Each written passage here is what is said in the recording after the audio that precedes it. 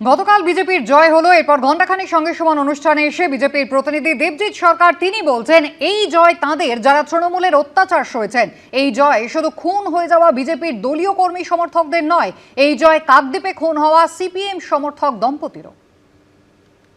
শুধুমাত্র বিরোধী দল করার জন্য কোনো রাজনৈতিক গণতান্ত্রিক পদ্ধতিতে রাজনৈতিক দল আর অন্য কোনো পদ্ধতির জাতিগত দাঙ্গা, দুটোর মধ্যে ফারাক আছে। এখানে তুমি যাদের কথা বললে আজকে ঘটনাচক্রের প্রধানমন্ত্রী, এই গোটা জয় সেই পরিবারগুলোর যারা আছেন তাদের বলছি, একদম এই জয় হচ্ছে তাদের যারা এইভাবে মারা গেছেন। এই জয় তাদেরও, যে দম্পতিকে পেছন মোড়া করে বেঁধে কারেন্ট দিয়ে পুড়িয়ে দেওয়া হয়েছিল, কিন্তু তারা আমাদের পার্টি করতেন না, না সিপিএম করতেন। এবং বলা হয়েছিল রাইটার্স বিল্ডিং তখন দাঁড়িয়ে পুলিশ কর্তা বলেছিলেন শর্ট সার্কিটে মারা গেছে, ইলেকট্রিকিউটেড হয়ে।